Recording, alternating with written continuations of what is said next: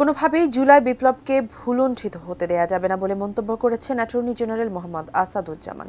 শুক্রবার শৈলকুপা উপজেলা মিলনায়তনে মেধা ও মনন উৎসবের সমাপনী আয়োজনে প্রধান অতিথি হিসেবে তিনি আরও বলেন, ৯০ সালে স্বৈরাচারের পতন হলেও রাজনৈতিক দুর্বৃত্তায়নের কারণে আবারও চেপে বসে ফ্যাসিবাদ, পরিণামে জুলাই বিপ্লব।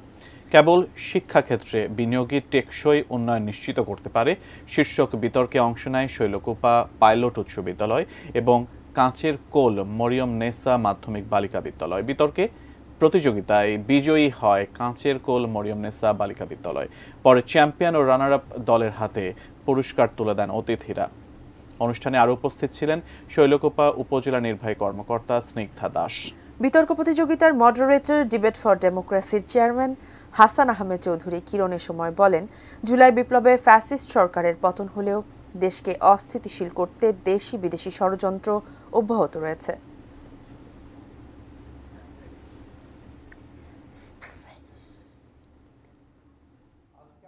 চিন্তা ধারণ করছি, আমি বিশ্বাস রাখি আপনারাও সেই চিন্তা ধারণ করছেন।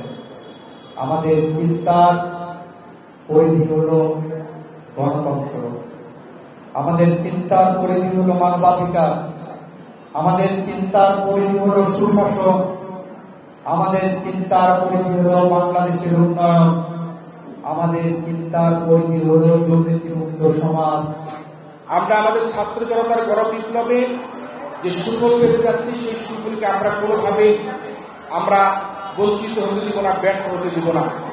আমরা শপথ গ্রহণ করতে চাই, আমাদের যে ১৫০০-২০০০ শিক্ষার্থী এই জুলাই বিপ্লবে হত্যার শিকার হয়েছে, তাদের রক্তরূপে দাঁড়িয়ে বাংলাদেশের গণতান্ত্রিক চর্চাকে আমরা এগিয়ে নিয়ে যেতে সর্বাত্মকভাবে আমরা কাজ করব।